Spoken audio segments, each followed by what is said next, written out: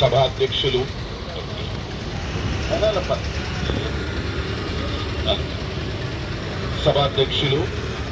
కొల్లి సత్యనారాయణ గారు, ఐలో ప్రధాన కార్యదర్శి పార్థసారథి గారు, మిత్రుడు రామచంద్రారెడ్డి గారు,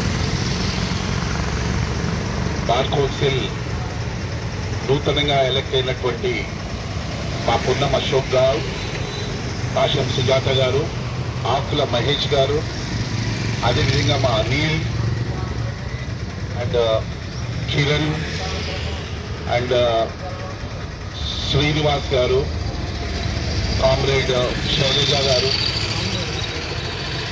మిత్రులారా, almost it is beyond the 2:30. I don't want to take much time, just I'll speak for a few minutes. Today, ఇప్పుడున్నటువంటి పరిస్థితులలో our entire legal profession is in danger.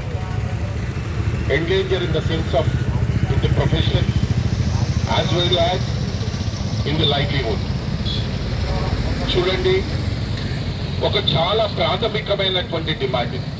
This is a very basic right to health is a basic right. ఒక ప్రజాస్వామికమైనటువంటి హక్కుకి దాదాపుగా 2023లో ఇక్కడే ధర్నా జరిగింది. AILU has organised in 2023 a huge dharna, and you can imagine that across the state there are hundreds of dharnas, protests have been going on, but till today we could not able to realize the health cards. ఒకటి మనం అర్థం చేసుకోవాల్సింది ఏంటంటే, ఈ ప్రభుత్వాలు, ఈ రాజ్యము ఎవరి కోసం పనిచేస్తా ఉంది. There are two important things which every lawyer should understand, that మనకి వేరే వృత్తిలో ఉన్నటువంటి వాళ్ళకు ఒక భిన్నమైనటువంటిది, ఒక అద్భుతమైనటువంటి విషయం ఏంటంటే, మన లాయర్లుగా a lawyer should always speak truth, వాస్తవం మాట్లాడాలి. And that truth should also speak fearlessly. That is the majesty of law. ఒక లాయర్కు ఉండేటటువంటి ఒక గొప్ప అవకాశమే అనొచ్చు, ఒక గొప్ప space, constitutional space advocates act లో కూడా లాయర్లకు ఉన్నటువంటి అది. అందుకే న్యాయవాదులు, ఈ సమాజము మొత్తగా ప్రపంచంలోనే సమాజము న్యాయవాదుల వైపు చూస్తూ ఉంటుంది. ఏదైనా ఒక క్రిటికల్ సమస్య వచ్చినప్పుడు అదే న్యాయవాదులు మాట్లాడతారు. న్యాయవాదులు మాట్లాడటంలో ఒక వాస్తవం ఉంటుంది, అందులో ఒక ట్రూత్ ఉంటుంది, ఒక ప్రజాస్వామ్యమైనటువంటి ఒక వాటికాలు ఒక విలువలు ఉంటాయనేటటువంటి ఒక బలమైనటువంటి ఒక విశ్వాసము ఈ సమాజంలో ఉంది. నేను చాలా విస్తృతంగా మన మిత్రులు, I'm really first of all I should appreciate the AILU that organizing this meet, and more particularly ఈ ఇప్పుడున్నటువంటి పరిస్థితులలో శనివారం వచ్చినా ఆదివారం వచ్చినా కుటుంబంతో టైం గడపాలని, లేకపోతే కుటుంబాలు తీసుకొని బయటికి వెళ్ళాలనేటటువంటి ఉన్నటువంటి రోజులు, because we get very little time.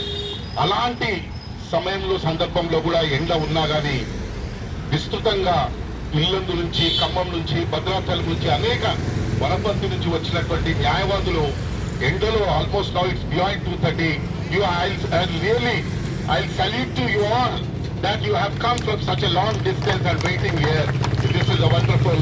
I appreciate that ILU has organized this meeting. And I wanted to tell that ILU just not speaking only on health cards. I have been looking wherever there is any anti-democratic act from the state, ఒక అప్రజాస్వామిక చర్యలు కానీ అప్రజాస్వామికమైనటువంటి ఏదైనా ఒక చర్య జరిగితే AILU is in the forefront for the legal community to express it. This is what my understanding.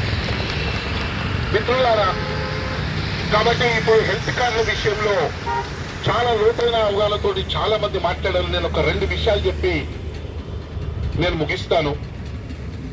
చాలా అమానవీయమైనటువంటి పరిస్థితి ఈ రోజు ఉన్నటువంటి ఈ రాజ్యం గారి ప్రభుత్వాలను మనం గమనించాల్సినటువంటి అవసరం ఉంది. మనం ఒక చిన్న డిమాండ్ ని సాధించడానికి కోసము ధర్నాలు, రాస్తా రోకోలు, అనేక కార్యక్రమాలు గత తెలంగాణ రాష్ట్రం సాధించినప్పటి నుంచి కూడా చూస్తూనే ఉన్నాం. కానీ why we could not able to realise, ఇదే ప్రభుత్వాలు ఏ డిమాండ్ లేనటువంటి డిమాండ్లను ఇమీడియట్ గా రాత్రి నిర్వహిస్తున్నారు. I wanted to tell you one thing. Congress ప్రభుత్వము కాంగ్రెస్ అధికారంలోకి రాగానే ఎలాంటి డిమాండ్ లేదు. There is no demand from the lawyers community or even from the judges that we need a new high court building. ఒక నూతన హైకోర్టు బిల్డింగ్ కావాలని ఎలాంటి డిమాండ్ లేకున్నా కానీ ఈ కాంగ్రెస్ ప్రభుత్వము 2,500 కోట్లతోటి ఒక నూతన భవనాన్ని ఇవ్వడం జరిగింది. అంటే నేను చెప్పేది ఏంటంటే ఒక 10-15 ఏళ్ల క్రితము ప్రభుత్వాలని రాజకీయ నాయకులని వాళ్ళు స్వతంత్రంగా నిర్ణయాలు తీసుకునేటటువంటి ఒక శక్తి కోల్పోయారు.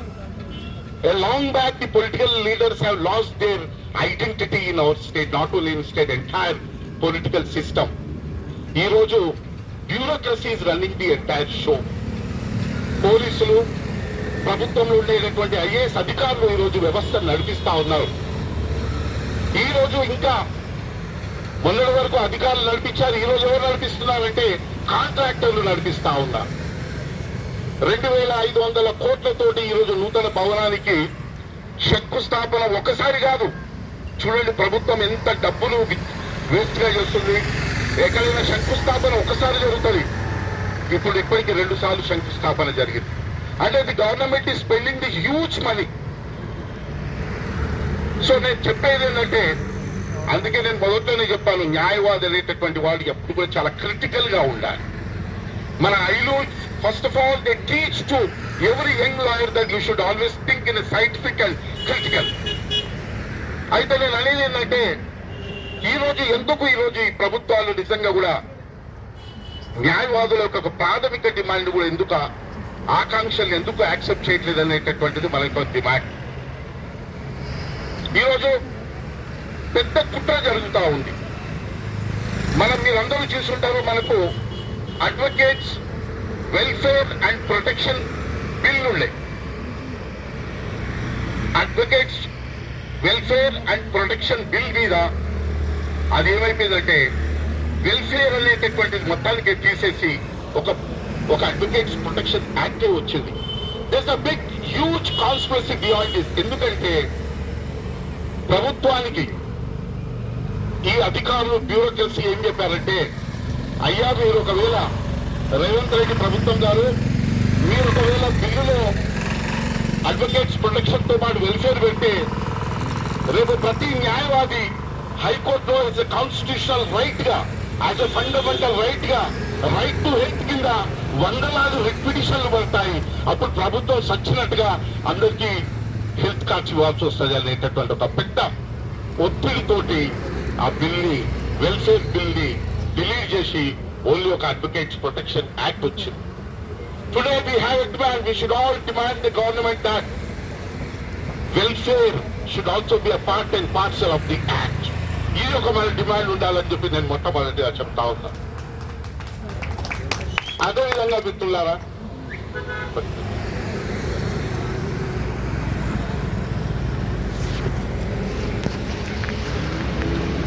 ఈరోజు నిజంగా కూడా మేము నూతనంగా ఎన్నుకోబట్టి దాదాపుగా 3 నెలలు అయిపోయింది. సుప్రీంకోర్టులో వాయిదాలు ఏదో ఒకటి ఉంది కదా, తారీఖ్ పే తారీఖ్ అనేటటువంటి ఒకటిగా supreme court is postponing on some reason and we are all sitting idol.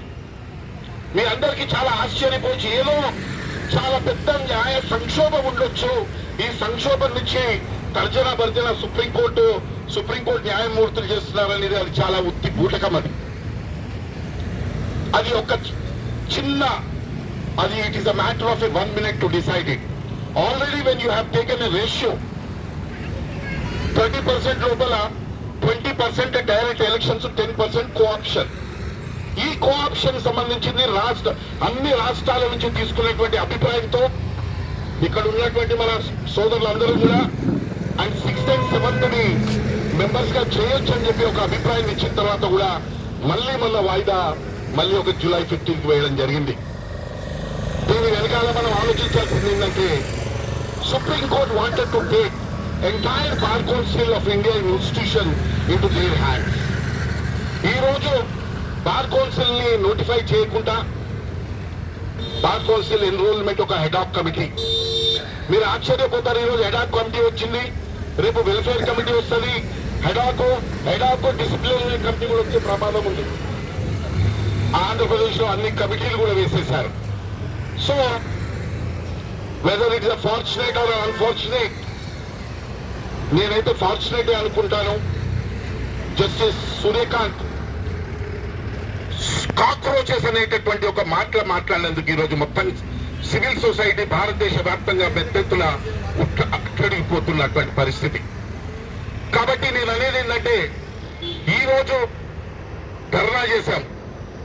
ఇంతకుముందు ఒక న్యాయవాది సుల్తానాబాద్ నుంచి వచ్చినటువంటి చాలా అద్భుతంగా మాట్లాడి ఎట్లా ఈ దేశంలో హక్కుల ఉల్లంఘనలు జరుగుతా ఉన్నాయి, how the human rights violations are being taking place across the state.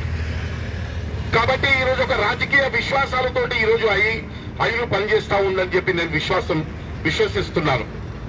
ఎందుకంటే ఈ సమాజంలో ఒక మానవీయ సమాజం కావాలని ఈ యొక్క సంఘానికి ఉన్నటువంటి ఒక ప్రధాన పొలిటికల్ ఎజెండా. కాబట్టి మీరు ఎప్పుడు ఏ సభలు పెట్టినా, ఏ సమావేశాలు పెట్టినా, members of the bar council గా, first of all member of bar council కన్నా basically I'm a lawyer, I'm an advocate. ఒక న్యాయవాదిగా మేము ఖచ్చితంగా వి విల్ పార్టిసిపేట్. ఈ రోజు కొల్లు సత్యనారాయణ గారికి నేను చెప్పేది ఏంటంటే, ఈ రోజు ధర్నా జరిపాం, రేపు ధర్నా ఉండదు. రేపు జరగబోయేది పెద్ద ఎత్తున బహిరంగ సభలు జరుగుతూ ఉంటాయి. బహిరంగ సభలు జరుగుతాయి. రేపొద్దున agitation will also make a street agitation. Bar council ఖచ్చితంగా సభ్యులుగా, నేనైతే ఇక్కడ ఉన్నటువంటి సభ్యులతో on behalf of all the members, we will never keep silent and nobody can keep us silent. And we will always stand with the lawyers. We will fight for the rights of the lawyers. We will fight for the protection of the lawyers. అందుకే ప్రపంచ చరిత్రలో మీరు ఎప్పుడు చూసినా కానీ ఒక హక్కును సాధించుకోవడానికి కోసం అనేక త్యాగాలు చేయాల్సి వస్తుంది. అది ప్రభుత్వాలు గుర్తించి ప్రభుత్వాల హక్కుని ఒక చట్ట రూపంలో మనం ముందుకు తీసుకొచ్చిన తర్వాత న్యాయవాదులుగా మనము అయ్యో ఆ చట్టం అమలవుతుందంటే అది చాలా అబద్ధం, అది జరగదు. మళ్ళీ ఇంకో పెద్ద ఎత్తున పోరాటాలు చేయాల్సిందే. కాబట్టి హెల్త్ కార్డ్ నిజంగా కూడా ఈరోజు we all know that how the corporates exploit the in the corporate hospitals. Google access like just you admit అవ్వగానే ఒక్క స్ట్రోక్ తోటి 2 లక్షల రూపాయలు వెళ్ళిపోతాయి. ఇంతకుముందు పార్థసారథి గారు అంటున్నారు, ఒక క్యాన్సర్ వచ్చినటువంటి వ్యక్తి ఎన్ని లక్షలు ఖర్చు అవుతాం. What is our demand is that the first demand is that the slab of 2 rupees, 2 లక్షల స్లాబ్ అనేటటువంటి ఉండదు. A lawyer should give an unlimited health card and that should extend to every young lawyer. న్యాయవాదుల ఐక్యత, న్యాయవాదుల ఐక్యత. ఆ దిశగా మేమంతా bar council members will stand. మీరు ఎంతో హోప్ పెట్టుకొని మీరు you have voted for us is to see that a new thing can come and we'll fight for the rights. And therefore I once again congratulate the ILU and also the members of the ILU who have come from the across, and also friends and ladies and gentlemen, మహిళా న్యాయవాదులు కూడా ప్రత్యేకమైనటువంటి ధన్యవాదాలు తెలుపుతూ I say that Jai Bhim, Jai Neel. Thank you very much. ఇందాక sir మాట్లాడుతున్నప్పుడు విషయాలు కానివ్వండి, అంతకుముందు స్పీకర్స్ మాట్లాడినప్పుడు విషయాలు కానివ్వండి, ఇవాళ మనందరం సినిమా చూస్తుంటాం. నాకు తెలిసి కోటా శ్రీనివాసరావు ఇంకొక ఎవరు కమిడియన్ ఉండేవాళ్ళు, మీరేం అనుకోవద్దు. ఇవాళ పరిస్థితి బార్ కౌన్సిల్ ఎలక్ట్ అయిన వాళ్ళ పరిస్థితి ఆ పరిస్థితిలో ఉన్నది. ఆహార పెళ్ళంట ఒక కోడిని అక్కడ ఏలాడదీసి ఇది ఎప్పుడు చూసుకుందావా, ఎప్పుడు చూద్దావా. ఆ సినిమాలో ఒక అంటే సిచ్యువేషన్ ఈ సచ్. ఇప్పుడు దగ్గర 4 months అయ్యి వాళ్ళు ఎలక్ట్ అయిన తర్వాత ఏదైతే ఎలక్షన్ కమిటీ ఇక్కడ ఎలక్షన్ కండక్ట్ చేసిందో ఆ ఎలక్షన్ కమిటీ వీళ్ళు ఎలక్ట్ అయ్యారని చెప్పేసి ఒక డిక్లరేషన్ ఇచ్చారు. వాళ్ళు అందరినీ పిలిచారు, డిక్లరేషన్ ఇచ్చారు. కానీ అఫీషియల్ నోటిఫికేషన్ రాలేదు. దీనికి కారణం కూడా మనందరూ తెలుసు, సుప్రీంకోర్టు మహిళా representation, it's not reservation, it's only representation. దాని పేరు మీద ఇచ్చినటువంటి 20% ఎలక్ట్ అయిన వాళ్ళు 5. మిగిలిన 10% కోఆప్షన్ అన్నారు. మరి సీనియర్ అడ్వకేట్స్ నేను హైకోర్టులో ఎప్పుడు చేయను, నేను చాలా చిన్నవాడిని. కాన్స్టిట్యూషనల్ బెంచ్ల ముందు మాట్లాడుతున్నట్టు రఘునాథ్ గారు కానీ, లేకపోతే మా అమ్మాయి సుజాత కానీ, అశోక్ గారు కానీ, వీళ్ళందరూ చెప్పాలి కోఆప్షన్ అనేది ఎవరు చేయాలి, దానికి కూడా రూల్స్ రెగ్యులేషన్స్ ఎలా ఉంటాయి. దాన్ని కూడా మర్చిపోయి supreme court judge, chief justice of supreme court కూడా ఒక రకమైన ఉచితమైన ఆర్డర్స్ ఇస్తాడు. నాకు ఈ రిప్రజెంటేషన్ ఆర్డర్ వచ్చిన దగ్గర నుంచి ఇప్పుడు ఒక 8 సార్లు సుప్రీంకోర్టులో ఆర్డర్స్ వచ్చినాయి. ఏ ఆర్డర్ కూడా ఒకదానికొకటి ఈక్వల్గా కానీ, ఆన్ పార్ కానీ, ఇన్కంటిన్యూషన్ కానీ ఏ రకంగానూ లేవు. ప్రతిదీ ఇంటర్ప్రిటేషన్ కనుక మనం చూస్తే కోర్ట్ అగెన్స్ట్ ఈచ్ అదర్. ఈ రకమైనటువంటి standards supreme court of India chief justice ఇచ్చినటువంటి ఆర్డర్స్ అవుతున్నాయో దానివల్ల 10% రిప్రజెంటేషన్ ఏదైతే కోఆప్షన్ అన్నారో అది ఇప్పటికీ ఫుల్ఫిల్ కాలేదు. ఇంకా దురదృష్టం ఏంటంటే ఇప్పుడు అవునా చెప్పినట్టు మొన్న వచ్చేటువంటి ఆర్డర్లో దానికంటే ముందు మాకంటే కూడా అంటే సుప్రీంకోర్టు జడ్జెస్ ఏమన్నారంటే మాకంటే కూడా ట్రిబ్యునల్స్ అయితే మేము ఏర్పాటు చేశామో వాళ్ళందరికీ దీని మీద సరైన అవగాహన ఉన్నది కాబట్టి ఆర్డర్స్ అని వాళ్ళు పాస్ చేసుకోవచ్చని ఇచ్చారు. మరి వాళ్ళకి కూర్చోవటం ఎందుకు, జడ్జిమెంట్ చేయటం ఎందుకు? వాళ్ళు అపాయింట్ చేసిన ట్రిబ్యునల్ వాళ్ళు వీళ్ళకంటే బాగా ఆర్డర్స్ రాస్తారన్నప్పుడు అదేంటి ఈ రకమైనటువంటి దుస్థితి కోర్టులో చూస్తున్నాం. ఇంకొకటి రవణాలు కామెంట్ చేసడానికి కాకపోవచ్చు కానివ్వండి, ఇంకోటి కానివ్వండి, ఇవాళ న్యాయ వ్యవస్థ ఎలా తయారైందంటే బ్యూరోక్రట్స్తోనే కాకుండా పొలిటికల్ సుప్రమసీ న్యాయ వ్యవస్థ ఎలా ఉందో చూడండి. గత లాస్ట్ వీక్ 100 మంది న్యాయమూర్తులను తీసుకుని chief justice of India London batsmen tournament 100 మంది జడ్జెస్తో చీఫ్ జస్టిస్ ఆఫ్ ఇండియా లీడర్షిప్లో 100 మంది బ్యాట్స్మెన్ టోర్నమెంట్కి వెళ్ళారు. అది ఎవరు స్పాన్సర్ చేశారు? Government of India corporate company. A indication ఇస్తుంది సుప్రీంకోర్టు మనకి? భారత ప్రజలకు న్యాయ వ్యవస్థ పట్ల ఏ రకమైన ఇండికేషన్ ఇస్తుంది? కాబట్టి వ్యవస్థ చెప్పాలంటే చాలా ఉంటాయి కాబట్టి మనందరం కూడా జాగ్రత్తగా ఉండాలి. దాని సందర్భంగానే మనం జాగ్రత్తగా ఉండాలంటే మన ఆరోగ్యాలు కాపాడుకోవాలంటే హెల్త్ కార్డు కావాలి. కాబట్టి ఆ ఉద్దేశంతో ఈ ధర్నాన్ని ముందు ప్రవేశపెట్టాం. వీటన్నిటికీ మీరు సమూహంతో దూరం నుంచి వచ్చినందుకు, ఎలక్టెడ్ మెంబర్స్ అందరూ కూడా మనకి కోఆపరేటివ్ ఇక్కడికి వచ్చినందుకు వారికి ఇక నేను మిగతా వాళ్ళందరూ చెప్పకూడదు. ఎందుకంటే మనందరి బాధ్యత ఇది, మన కోసం చేసిన ధర్నా కాబట్టి ప్రత్యేకంగా ధన్యవాదాలు కాకుండా మీరందరూ మళ్ళీ లంచ్ ఏర్పాటు చేశాం. అది తీసుకున్న తర్వాత మీ ప్రాంతాలకు క్షేమంగా వెళ్ళాలని, ఈ వెళ్ళే ప్రయాణంలో మీకు